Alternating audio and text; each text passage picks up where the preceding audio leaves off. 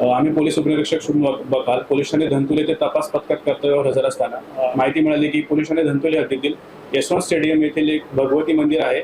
तेथील भगवती मंदिराच्या मूर्तीचे मंगळसूत्र 2 अज्ञात इसमांनी चोरून नेलेले आहे. अशा माहितीवरून आम्ही तपास पथकात कर्तव्यावर हजर असताना पूर्ण तपास पथकात माहिती दिली. घटनास्थळावर तसेच सीओसी येथील तब्बल 40+ कॅमेरे चेक करून तसेच गुप्त माहितीच्या आधारे आम्ही 2 आरोपी हे डिटेक्ट केलेले आहेत. दोघांचे नाव आहे इरफान हमीद शेख, वय अंदाजे 24 वर्ष, राहणार कोठाणे वाटोडा. तसेच सोहेल उर्फ लाला जावेद शेख, वय अंदाजे 22 वर्ष, राहणार हिंगणघाट वर्धा. अशा दोन्ही आरोपींना आम्ही ताब्यात घेतले असून अटक केलेली आहे. माननीय न्यायालयाने 2 दिवस PCR मंजूर केलेला आहे.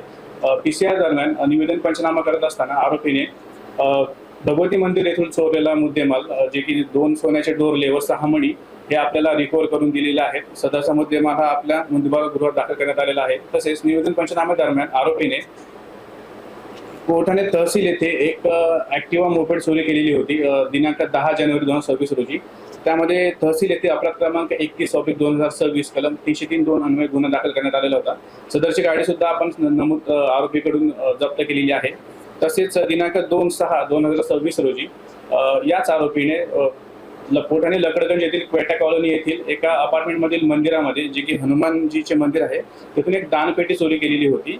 सदरची दानपेटी सुद्धा आपण नमूद आरोपींकडून जप्त केलेली आहे. अशा प्रकारे आपण या आरोपींकडून 3 गुन्हे हे डिटेक्ट केलेले आहेत आणि आज रोजी आपण या आरोपींना MJR साठी न्यायालयात हजर करत आहोत. सर, हा टोटल मुद्देमाल किती होता? टोटलचा मुद्देमाल हा आपण 50,000च्या आसपास आहे, ज्यामध्ये 2 ग्रॅम सोने आणि एक ॲक्टिवा मोपेड तसेच एक दानपेटी. सर, ही कारवाई कोणत्या वरिष्ठ अधिकाऱ्यांनी आपल्या मार्गदर्शनात केली?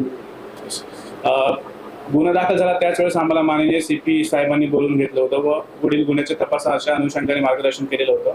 सदरचा तपास हा माननीय पोलीस आयुक्त रवींद्र कुमार सिंगल साहेब तसेच joint CP, additional CP, DCP तसेच सीताबर्डी विभाग यांचे सहाय्यक पोलीस आयुक्त तसेच वरिष्ठ पोलीस ठाणे धंतोली येथील रामोड साहेब यांच्या मार्गदर्शनाखाली करण्यात आलेला होता.